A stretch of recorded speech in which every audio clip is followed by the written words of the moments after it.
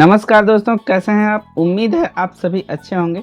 दोस्तों, आज के इस वीडियो में मैं आपको ऐसे प्रॉब्लम का समाधान देने वाला हूं जो कि कहीं ना कहीं आप भी वहां पे फंस सकते हैं। और इस वीडियो को आप पूरा ध्यान से देखिए और आप आराम से प्रॉब्लम का सॉल्व आउट कर पाएंगे।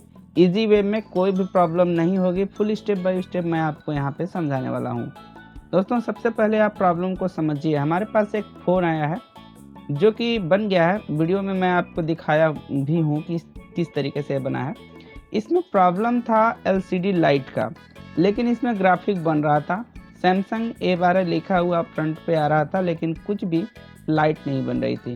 दोस्तों, इस फ़ोन में जो लाइट आईसी है वही ग्राफिक आईसी है, यानी कि लाइट आईसी में ही इनबिल्ट हमारा ग्राफिक आईसी है।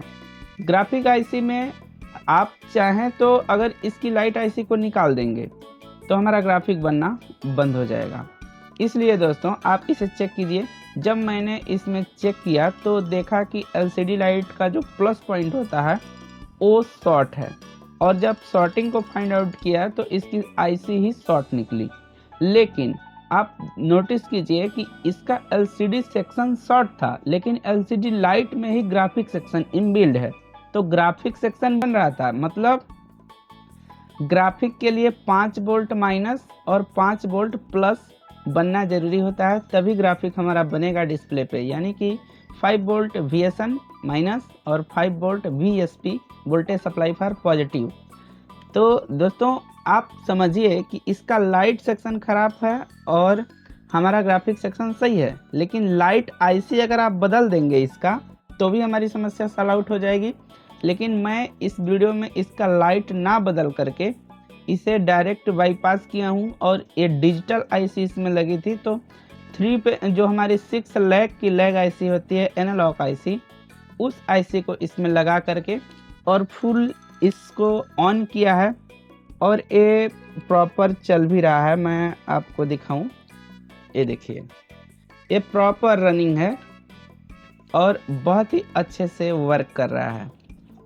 तो चलिए वीडियो को शुरू करते हैं, ज़्यादा टाइम ना लेते हुए स्टेप बाय स्टेप समझते हैं। देखिए दोस्तों, यहाँ से हमने इस आईसी को निकाल दिया है, जो कि आईसी का प्लस का लाइन, जो कि एनोड का लाइन होता है एलसीडी सेक्शन में, वही लाइन हमारी शॉर्ट थी। तो आईसी निकालने के बाद हम उस बॉल को, जहाँ से एनोड की सप्लाई आईसी आउट करती है, उस बॉल को हम यूं भी मास्क करके दोनों बॉलों को बंद कर देंगे। यहाँ पे देखिए, ये दोनों बॉल ऊपर के साइड का जो है, इन दोनों बॉलों को हमने मास्क कर दिया, और मास्किंग करने के बाद हम आईसी को वापस से बैठा देंगे। ये मास्किंग करना इसलिए ज़रूरी है, देखिए ये आईसी का बॉल थोड़ा सा डिस्टर्ब हो गया, नहीं तो हम डायरेक्टली इसी तरीके से भी बैठा देते। अब इस आईसी को हमें रिवॉल्व करना पड़ेगा। रिवॉल्विंग के बाद फिर हम इसे बैठाएंगे।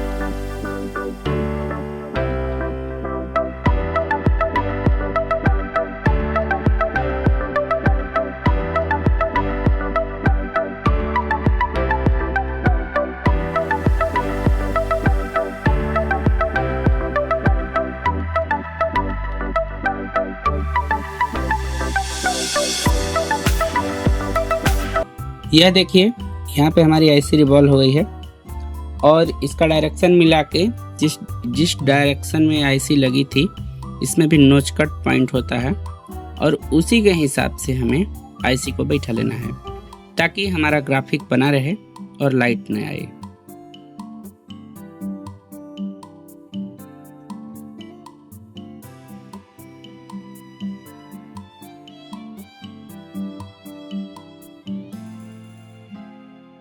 यहाँ देखिए, हल्का सा हीट दे करके, और थोड़ा सा आप चाहें तो इस आईसी को मूव करा सकते हैं, नहीं तो कोई जरूरी नहीं है। बहुत ही छोटा छोटा बॉल होता है, वो ऑटोमेटिक बैठ जाएगा।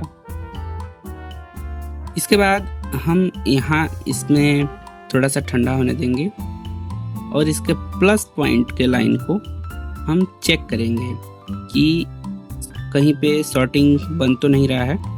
नहीं बन रहा है शॉर्टिंग।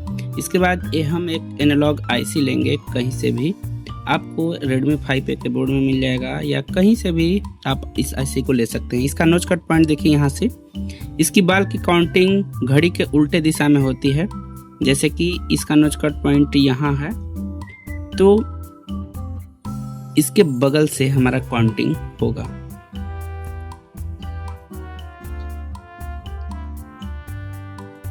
यहाँ पर दोस्तों हमने इसको बना लिया था, लेकिन यहाँ पे रिस्टोर नहीं हो रहा था, तो मैं आपको शुरू से स्टेप बाय स्टेप फिर से समझाया हूँ, दूसरे जगह रिस्टोर करके।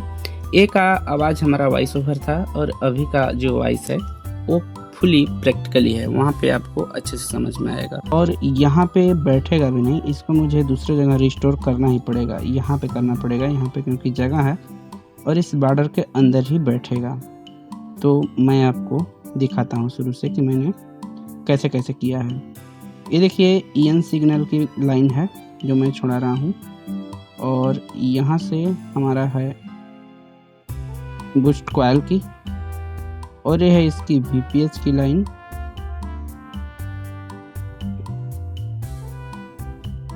VPH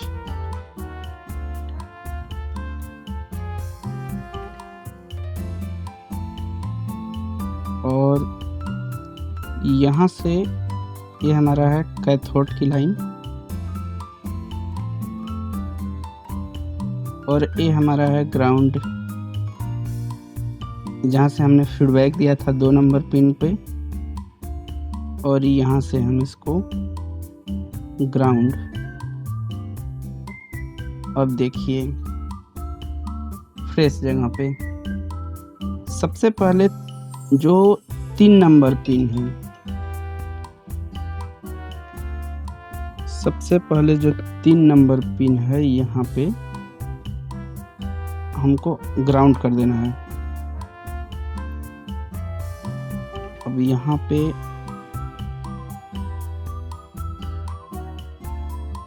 यहाँ पे बस आप देख लें कि बैठ जाएगा कि नहीं। बैठ जाएगा।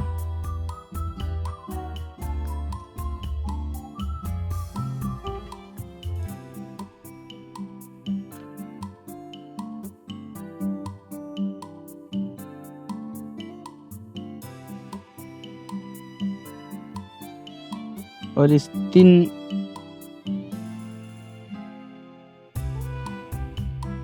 सबसे पहले आपको कुछ नहीं करना है, सबसे पहले 3 नंबर पिन को ग्राउंड कर देना है।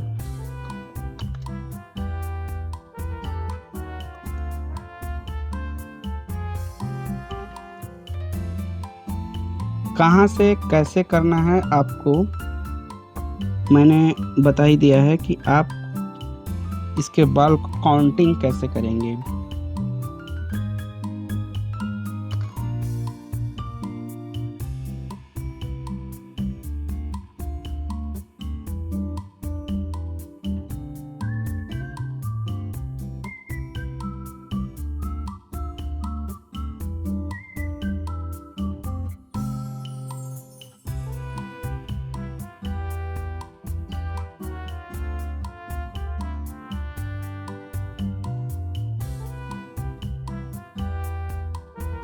ये देखिए ये हमारा 3 नंबर का पिन ग्राउंड हो गया।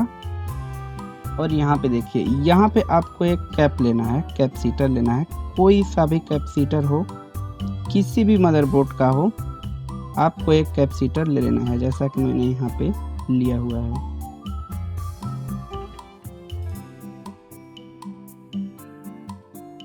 और यहाँ पे हमारा जगह है ऑलरेडी, तो हम उतना दूर से जम्पर क्यों ले आएंगे।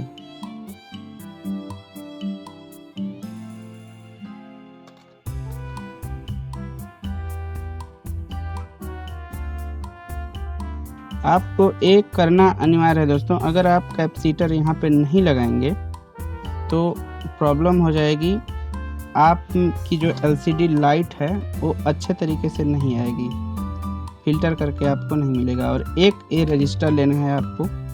ए रजिस्टर 10 ओम तक ले सकते हैं, 0 ओम से 10 ओम तक। वैसे 0 ओम से 10 ओम तक काम करता है, ऐसा नहीं है कि काम नहीं करता। बस आप देखते जाइए, आप बाईपास कर सकते हैं लाइट आईसी को।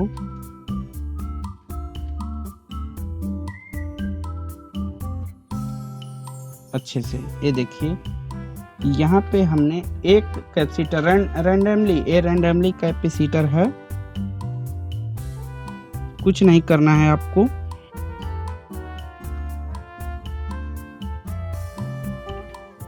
और यहाँ पे 3 नंबर के पिन को तो हमने वो कर दिया है ग्राउंड के साथ अटैच। अब ये जो हमारा बीच का 2 नंबर पिन है, इस 2 नंबर के पिन को हम इस कैपेसिटर का एक सिरा और रजिस्टर का एक सिरा, दोनों को हम एक साथ कर देंगे, कनेक्शन कर देंगे।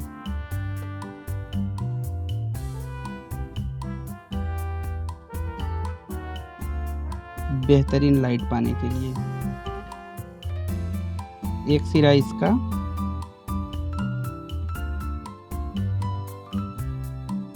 और एक सिरा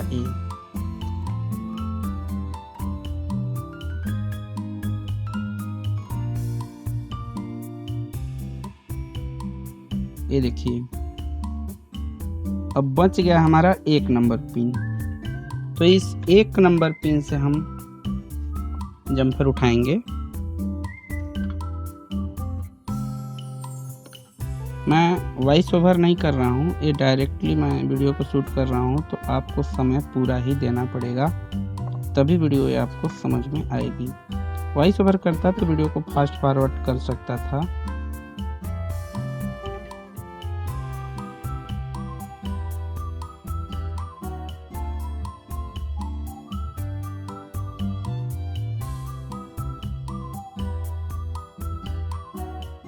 यहाँ से ये हो गया हमारा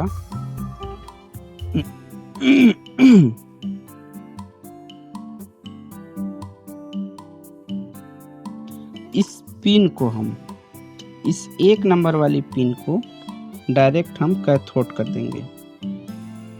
1 नंबर पिन को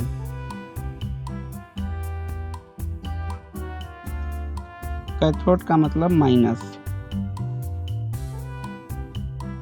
अब इसकी माइनस की कनेक्टिविटी है यहाँ पे, इसमें कैथोड 1 और कैथोड 2 दिया था और इसकी 2 लाइनें हैं, तो हमने इन दोनों लाइनों को यहाँ से शॉर्ट करा दिया है। यहाँ पे देखिए,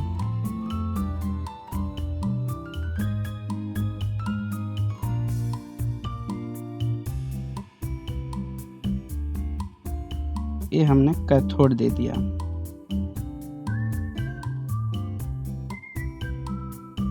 और इसकी यहाँ पे 5वीं नंबर की पिन हो गई हमारा EN सिग्नल की पिन, यहाँ पे देखिए। और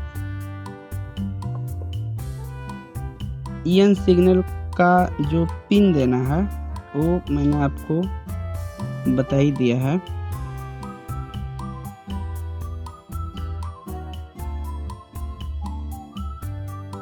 और यहाँ से ये देखिए, ए वाला हमारा 4 नंबर का पिन है, जो कि बूस्ट कॉइल के दूसरे सिरे पे कनेक्ट होगा।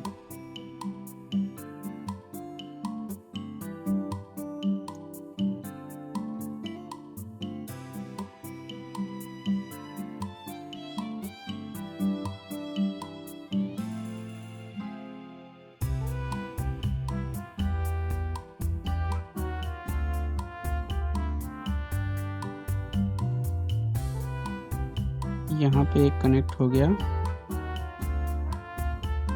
अब बच गया इसको VPH पावर देने के लिए।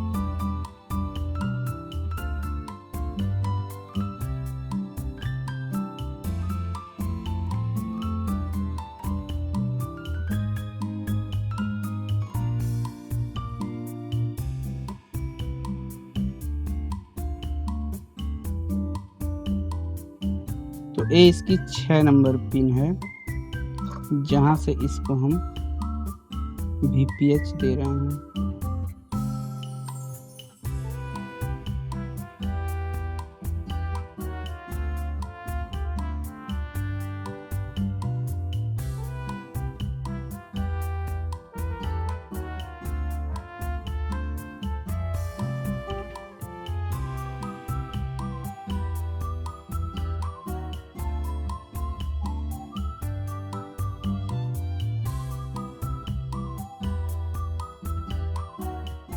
ये जो यहाँ पे VPH का कॉइल है,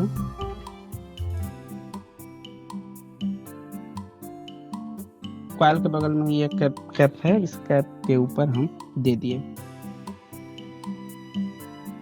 अब इसका कनेक्शन ऑलमोस्ट ओके हो गया।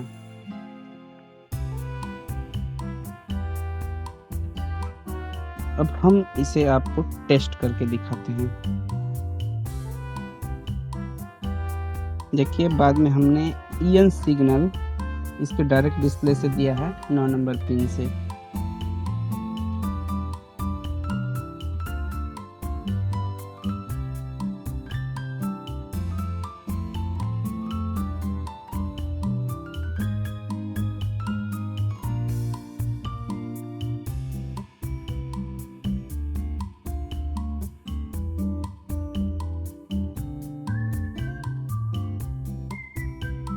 ये देखिए डिस्प्ले लाइट, देखिए इसका, ये पूरी तरीके से ऑन हो जाए तो मैं आपको दिखाता हूँ। और यहाँ पे देखिए कनेक्शन, देखिए मैंने कैसे कैसे किया हुआ है।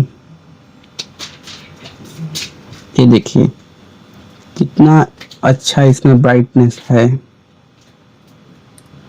यहाँ पे देखिए ऐसा लग रहा है जैसा कि कंपनी जैसा ही हो, और इसका ब्राइटनेस कम भी होगा।